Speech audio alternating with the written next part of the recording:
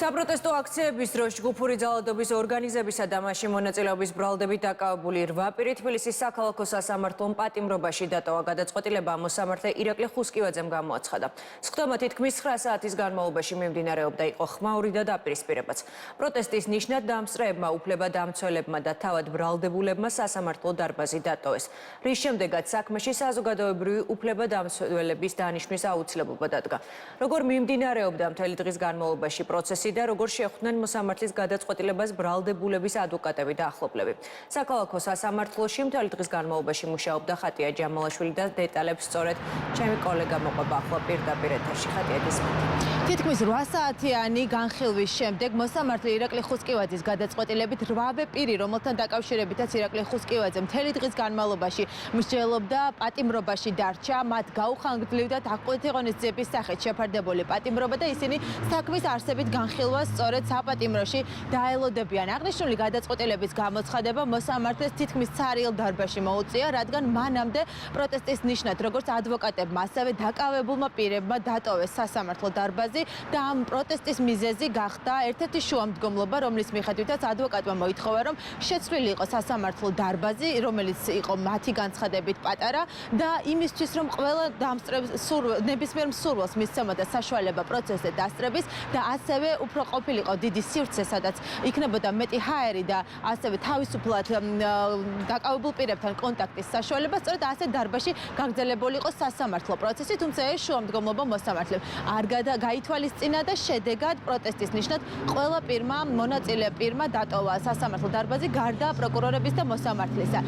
საბოლოო ჯამში სულ 5 პირს დაენიშნა საზოგადოებრივი ადვოკატი და მათი ადვოკატი, საზოგადოებრივი ადვოკატი ჩაერთო სასამართლო განხილვაში, თუმცა მას არ ჰქონდა სრულყოფილი დრო იმისთვის, რომ ყველა საქმე სათითაოდ ინდივიდუალურად გაცნობოდა, მოუწიას მოსამართლეს პროცესის კიდევ უფრო გახანგრძლივება, მის ადვოკატისთვის დროის მიცემა, თუმცა საბოლოო ჯამში დასკვნით ეტაპზე პროცესი განახლდა, სადაც ერთ-ერთმა ადვოკატმა გუჯა ავსაჯანიშვილმა დააყენა შუამდგომლობა, რომ ერთ-ერთი საზოგადოებრივი ადვოკატის ნაცვლად მას გაეწია ადვოკატირება მისი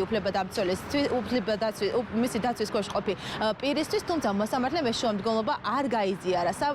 შედეგად შემდეგი შუამდგომლობა გუგა ავსაჯანიშვილის იყო უკვე მოსამართლის აცილების შუამდგომლობა და ეს უკვე რიგით მეორე შუამდგომლობა იყო მოსამართლის აცილებასთან დაკავშირებით დღეს მთელი დღის განმავლობაში, თუმცა მოსამართლემ ბუნებრივია არც ეს შუამდგომლობა გაიზიარა. გუგა ავსაჯანიშვილი მოსამართლის გადაწყვეტილებას შუამდგომლობასთან დაკავშირებით არ დალოდებია დარბაზში, მან განაცხადა, რომ მისთვის ისედაც ცნობილი იყო ეს გადაწყვეტილება და ამიტომ მან იქამდე დატოვა დარბაზი, ვიდრე მოსამართლე საკუთარ პოზიციას იტყოდა შუამდგომლობასთან დაკავშირებით. საბოლოო ჯამში გადაწყვეტილების მიხედვით, მოსამართლის გადაწყვეტილების მიხედვით 8 პირი დარჩება აღკვეთილღონისძიების სახით, მას შეფარდებული პატიმრობა დარჩება ძალაში, გაუხანგრძლივდებათ მათ ეს ვადა და აღნიშნული გადაწყვეტილება ბუნებრივია იყო უკმაყოფილების მიზეზი დაკავებული პირების ოჯახის წევრების, რომლებიც აღნიშნულ პირებს ელოდებოდნენ როგორც სასამართლოს შიგნით, ასევე სასამართლოს გარეთ ეზოს ტერიტორიაზე.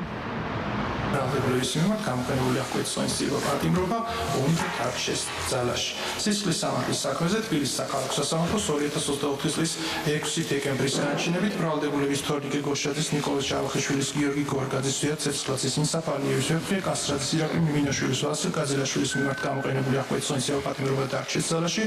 განჩინების ასლები გაადეცა შესაბამის პირებს ოტარქონებს. განჩინება შეიძლება ერთჯერადად გასაჩივრდეს თბილისის სააპელაციო სასამართლოს საგამოძიებო კოლეგიაში გამოტანილ 48 საათში თბილისის საქალაქო სასამართლოს მეშვეობით. საკითხის განხილვა და სხდომა დასრულებულია. სასამართლო პროცესის მიმდინარეობის დროს ჩვენ მოვისმენთ მხარეთა პოზიციები. პროკურატურა ბუნებრივია ითხოვდა, რომ აღნიშნული პირები მოსამართლეს კვლავ პატიმრობაში დაეტოვებინა და გაეხანგრძლივებინა აღკვეთილღონისძიების სახით შეფარდებული პატიმრობა, რადგან მათი განცხადებით არსებობს როგორც დაკავებული პირების გათავისუფლების შემთხვევაში მათი მიმალვის, ასევე მტკიცებულებათა განადგურების და მოწმეებზე ზემოქმედების ალბათობა. სწორედ ამიტომ პროკურატურა ითხოვდა, რომ მხოლოდ ეს პატიმრობა უზრუნველყოფდა ამ რისკებს, ასევე მათი განცხადებით საქმის სიმძიმიდან გამომდინარე აუცილებელი იყო, რომ მოსამართლეს არ შეეცვალა ეს გადაწყვეტილება. რაც შეეხება ადვოკატების პოზიციას, ისინი არ ეთანხმებიან წარდგენილ ბრალს, მათი განცხადებით დაკავებული პირები არ აღიარებენ ამ ბრალს, ნაწილი მათგანი დუმილის უფლებას იყენებს, ასევე ადვოკატების ინფორმაციის საქმეში არ დევს რეალური მტკიცებულებები, რომელიც ადასტურებს კონკრეტულ დანაშაულს, ასევე მით უმეტეს ჯგუფურად ჩადენილ დანაშაულს ან მის ორგანიზებას. დღეს კომენტარები გააკეთეს პროცესის შემდეგ საზოგადოებრივმა დამცველებმა, მხოლოდ ისინი დარჩნენ პროცესის ბოლოს და სწორედ მათი პოზიციები მოვისმინეთ, ისინი ბუნებრივია არ დაეთანხმნენ მოსამართლის გადაწყვეტილებას და მათ განაცხადეს, რომ ეს გადაწყვეტილება იყო უარგუმენტო. ასევე დღეს შეფასებები გააკეთეს თბილისის საქალაქო სასამართლოს გარეთ შეკრებილმა პირებმა, რომელიც დღეს მთელი დღის განმავლობაში აპროტესტებდნენ მიმდინარე სასამართლო პროცესს.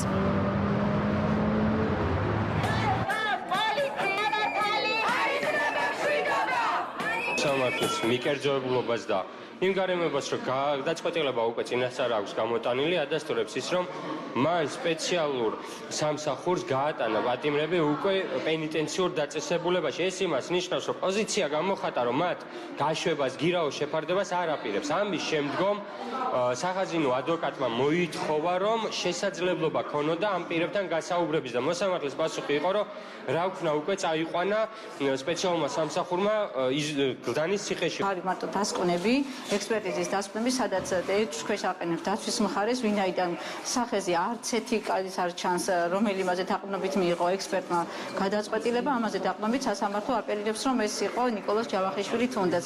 მაგრამ რაც შეეხება სხვა მტკიცებულებებს, მიუხედავად იმისა, რომ 6 დეკემბერს განიხილა პირველი წარდგენის ხდომის მერე მიმდინარეობდა გამოძიება და გამოძიება დღემდე გამოძიებას ისეთი ახალი არსებითი გარემოება და ახალი მტკიცებულება მოპოვებული არ აქვს საქმეში და წარმოადგენილი დღესაც ვერ წარმოადგინა ბრალდების მხარემ. ეს გადაწყვეტილება თავიდან ბოლომდე მიმაჩნია, რომ იყო კანონდარღვევით ჩატარებული მთელი პროცედურა, ჯერ ერთი ის, რომ მოსამართლემ არ მიცა დაცვის ხარეს სათანადო პირობებში განეხორციელებელი დაცვის დაცვა, ანუ ჩემს კოლეგა ადვოკატებს, სასამართლოს თხოვე აღნიშნულთან დაკავშირებით მოეხდინა შესაბამისი ღონისძიებები, რომ მომცემოდა საშუალება მათთან შეხვედრის, მაგრამ სასამართლო განაცხადა, რომ აღნიშნული შეუძლებელი იყო და ამიტომ მათ გარეშე ჩატარდა, მათთან შეხვედრის გარეშე ჩატარდა აღნიშნული სხდომა და მიღებული იქნა გადაწყვეტილება, რომ შეფარდებული პატიმრობა ძალაში დატოვა.